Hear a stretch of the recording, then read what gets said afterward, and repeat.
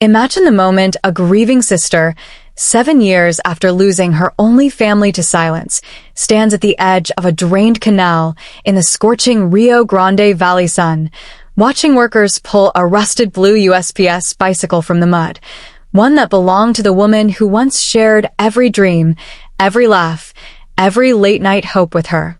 That single rusted frame, caked in 7 years of silt, becomes the first cruel whisper that the disappearance was never random, never an accident, but a deliberate act of obsession and betrayal hidden in plain sight. This is the haunting true crime-inspired journey of Irene Martinez, whose ordinary Saturday in 2004 shattered into a revelation that would force her to confront not only murder, but the dark capacity of human jealousy, the fragility of trust, and the redemptive power of truth even when it arrives too late. In this educational narrative, we weave historical context from the late 1990s Rio Grande Valley, where USPS bicycle thefts spiked amid economic strain after NAFTA reshaped border economies, creating pockets of desperation and resentment, together with vivid emotional arcs, philosophical reflections drawn from Viktor Frankl's search for meaning in suffering, and modern lessons in English fluency. Mastering advanced vocabulary like pernicious, meaning ruinously harmful, often describing hidden malice. Idioms such as bury the hatchet, to make peace after conflict, ironically reversed here, and compound sentences that mirror the layered grief of real-life cold cases. Prepare to walk with Irene through 7 years of suspended hope suddenly colliding with horrifying clarity. The Texas sun of November 8th, 1997 burned hotter than memory usually allows, turning the asphalt of Industrial Boulevard into a shimmering black ribbon as Colby Martinez pedaled her USPS bicycle toward 4782, the last stop on her Saturday route. She was 24, 2 semesters from her nursing degree, for months pregnant, radiant with the private joy of a future she had already begun naming. Crib colors, baby names whispered to Robbie in the dark. Her blue uniform shirt stuck to her back, but she smiled anyway, because Colby always smiled. It was her way of telling the world she refused to be diminished. Irene, her younger sister by 3 years, had watched that smile every morning over coffee in the little stucco house their parents left them after the 1994 car crash on Highway 281. They were orphans together, then best friends, then roommates, then coworkers splitting USPS shifts so they could both attend classes at Valley Career College. Colby excelled in anatomy and physiology, while Irene wrestled with basic accounting. Colby dreamed aloud of pediatric nursing. Irene quietly planned to open a small bookkeeping business someday. That Saturday, Colby kissed Irene's forehead before leaving. "Don't study too hard, Hermanita. Save some brain cells for me," and pedaled off into a day that would never return her. 7 years later, on a blistering October morning in 2004, Irene, now 30, full-time carrier, college dreams long abandoned, received the radio call that tilted her universe again. The North Canal near Expressway 83 was being drained for the first time in a decade. Maintenance workers had spotted blue metal in the silt. When Irene arrived, Detective Ray Olway, grayer but still patient, let her walk the embankment to see the bicycle. USPS frame, front basket bent but unmistakable, the same bike Colby had proudly shown off when the post office assigned it in 1996. Irene's knees buckled. She gripped the chain-link fence, feeling the same vertigo she felt the night in 1997 when Robbie called sobbing that Colby never came home. No body then, no witnesses, only flyers that eventually yellowed on telephone poles across the valley. The Rio Grande Valley in those years was a place of uneasy borders. NAFTA had brought maquiladoras and jobs, but also increased smuggling, petty theft, and a quiet undercurrent of resentment toward anyone perceived as taking opportunities. USPS bicycles were frequent targets. Dozens vanished annually, sold for parts or repainted, and ridden across the bridge into Reynosa. Police initially treated Colby's case as possible theft gone wrong, perhaps a robbery that escalated. Yet no blood, no struggle marks, no ransom call, only absence. Irene spent the first year driving every route Colby had, taping flyers to mailboxes, questioning merchants along Industrial Boulevard, learning the idiom, needle in a haystack, in its cruelest form. She dropped out of college when grief turned homework into impossible symbols. She took Colby's full-time shift because the routine, sorting mail, peddling familiar streets, kept her tethered to the sister she could still feel beside her. Robbie, devastated, clung to hope longer than most.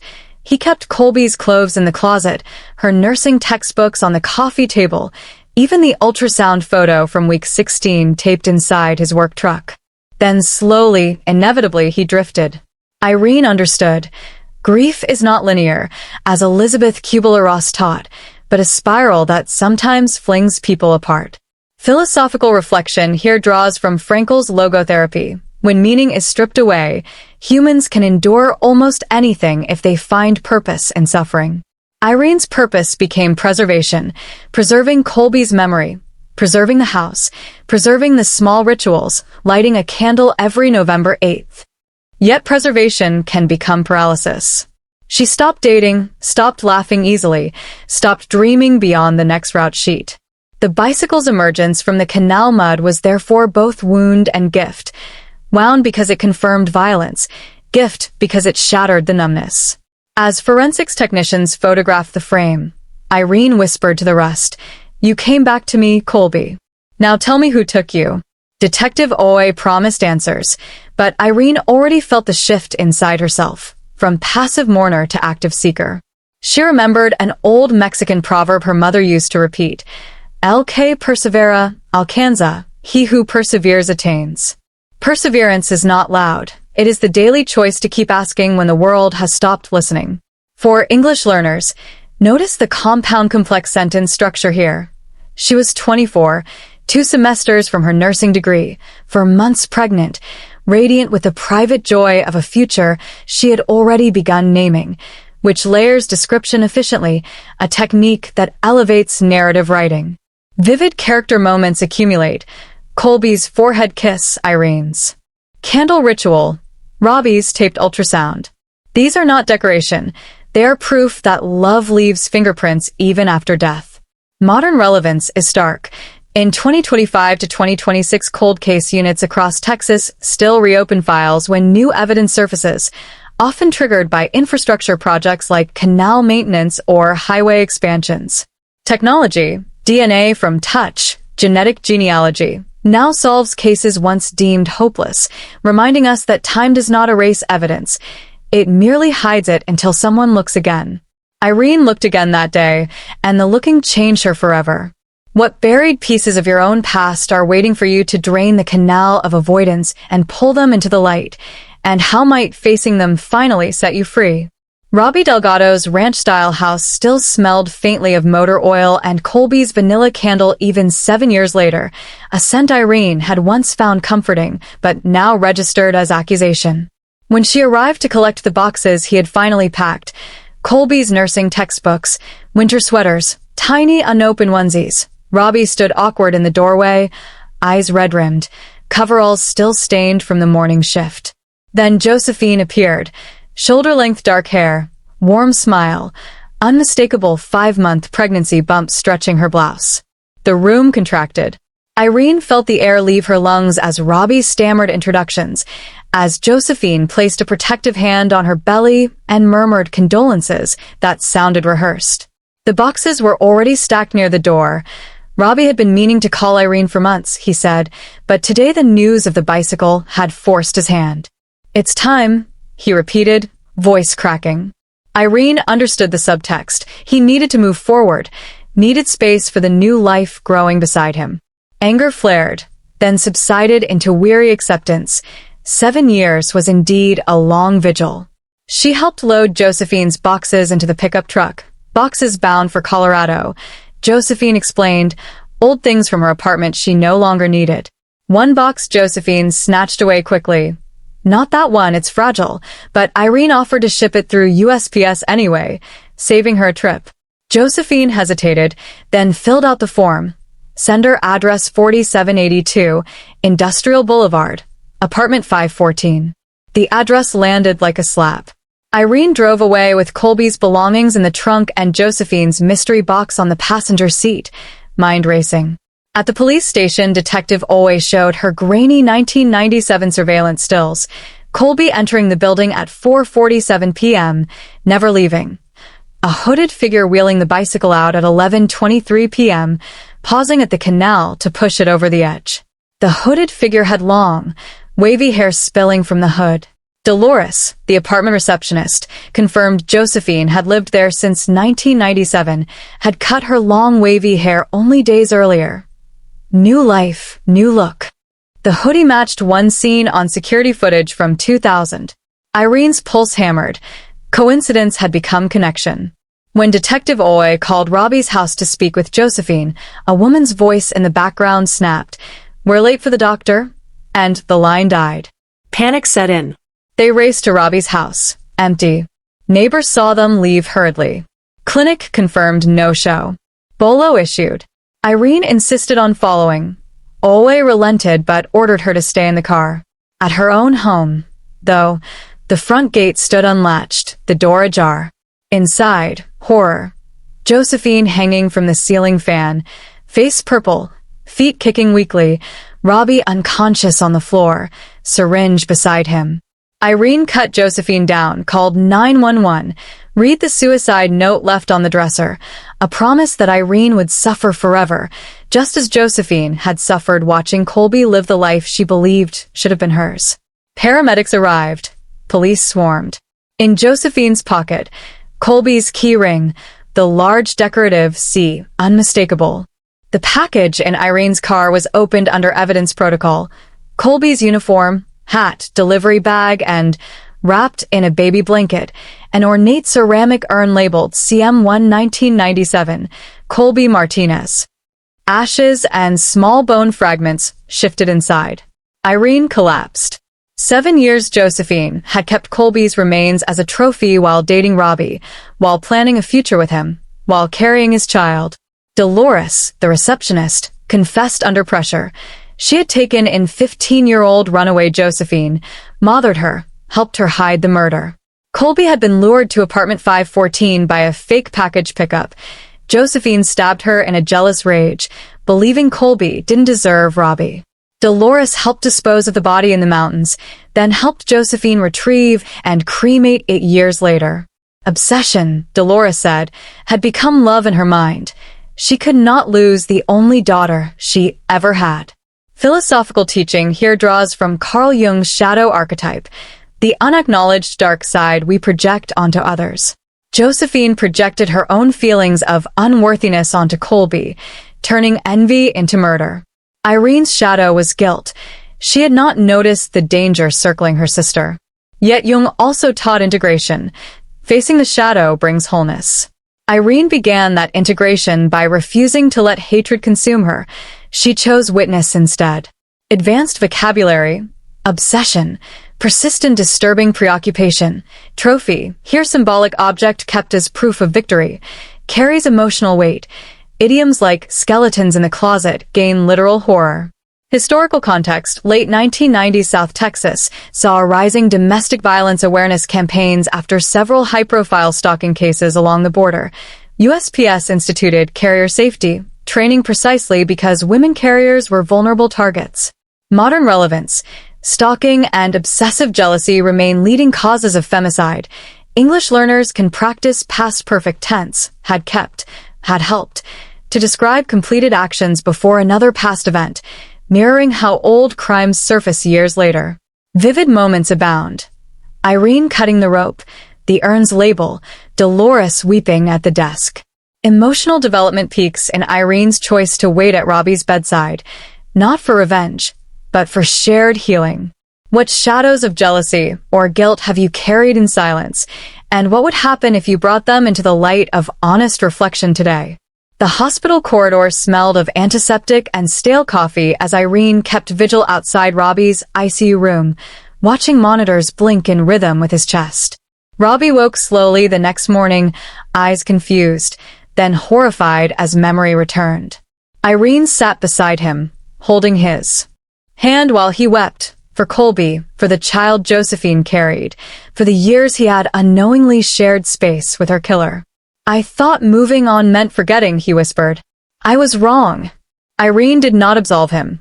She simply stayed. Forgiveness, she realized, was not erasure but release, from resentment, from the need to punish.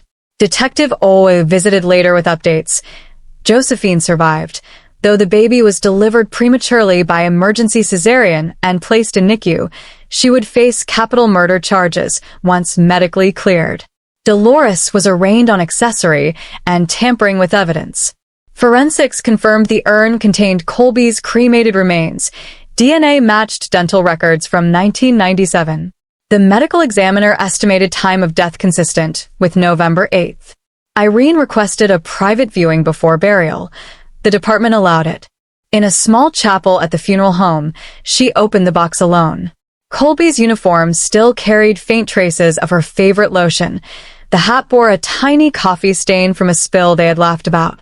Irene folded each item carefully, placed them beside the urn, then spoke aloud for the first time in years. "You fought, Colby. You fought to live, to love, to become a nurse, to be a mother. I'm sorry I didn't see the danger. But I see you now, and I'll carry your light forward." She buried Colby on a Saturday, her old route day, under a mesquite tree in the family plot, with Robbie beside her, both weeping openly.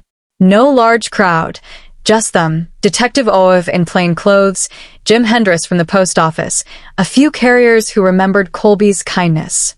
Irene spoke no eulogy. She simply read the last card Colby ever sent her, a birthday note from October 1997. "Keep going, Hermanita. The best is still coming."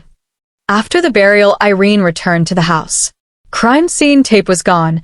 Cleaners had scrubbed every trace of rope and struggle.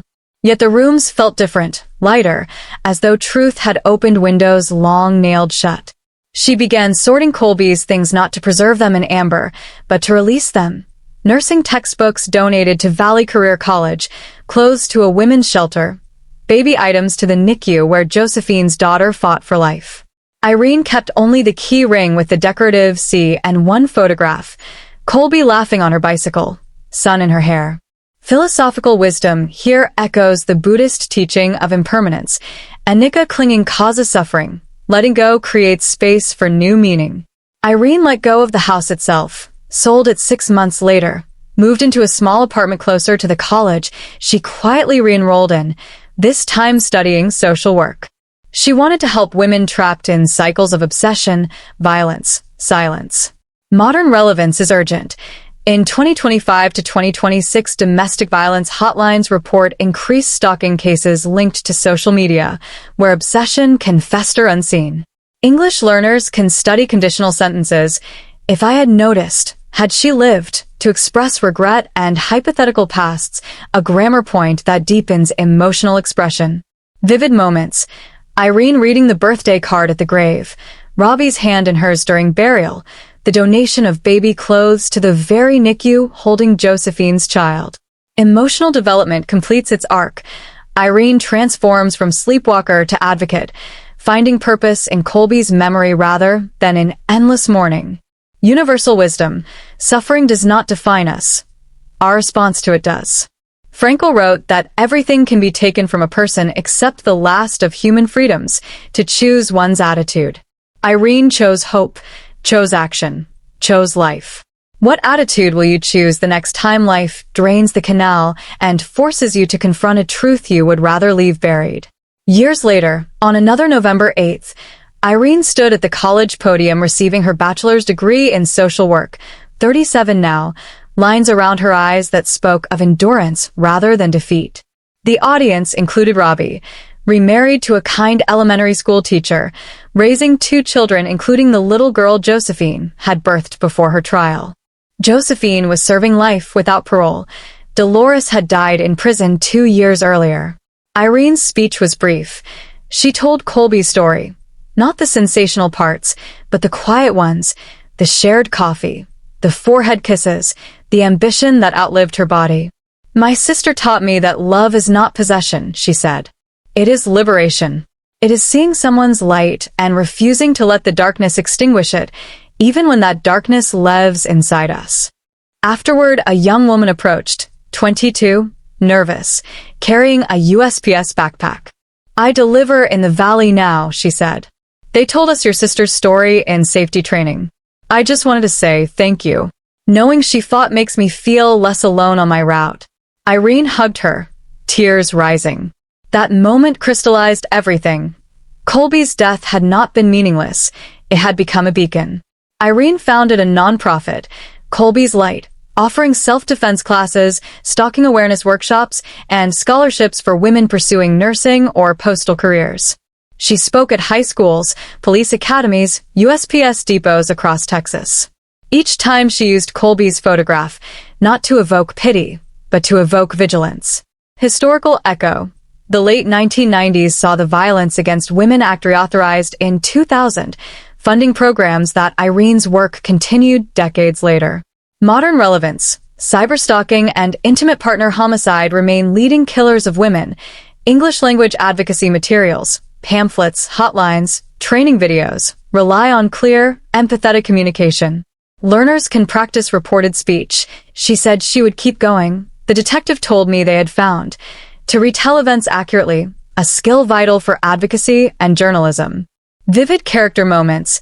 Irene hugging the young carrier, Robbie bringing his children to plant flowers at Colby's grave each year, the scholarship recipient who named her daughter Colby Rose. Emotional development reaches fulfillment. Irene no longer lives in the shadow. She casts her own light.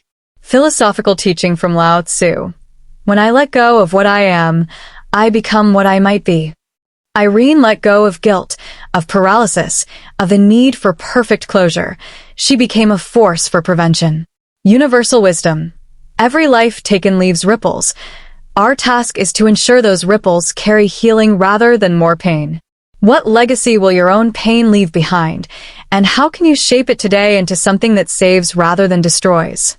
In the quiet of an early November dawn, Irene rides her own USPS bicycle, the same model Colby once loved, along a peaceful stretch of Valley Trail, no longer delivering mail but volunteering to teach older residents about scam awareness and personal safety. The bicycle's tires hum against asphalt. Wind carries the scent of citrus groves and distant rain. She stops at the Canal overlook, now fenced and signed with historical markers about irrigation projects from the 1940s that turned desert into farmland. No plaque for Colby yet, perhaps someday, but Irene does not need one. She carries her sister in every deliberate choice, locking doors, noticing strangers, teaching others to trust instinct over politeness.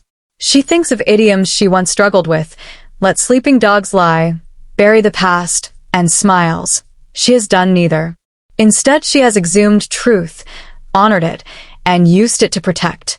English learners, notice the present perfect continuous tense in her reflection. I've been writing, I've been teaching, indicating actions that began in the past and continue to the present, mirroring ongoing healing. Historical thread. The Rio Grande Valley's canal system, built during the New Deal era, symbolizes human determination to transform hardship into abundance. Irene's life echoes that transformation. Modern relevance. Community-based violence prevention programs reduce femicide rates. One trained advocate can save multiple lives. Vivid moment. Irene pausing at the overlook, touching the key ring with a C that now hangs from her bicycle handlebars like a talisman. Emotional arc complete, from despair to quiet strength. Philosophical close. Rumi wrote, "The wound is the place where the light enters you." Irene's wound let in light enough to illuminate others. Universal message. Grief is not the end of your story. It is the beginning of your purpose if you choose to write the next chapter with courage. What chapter are you ready to begin today, and whose light will you help carry forward tomorrow?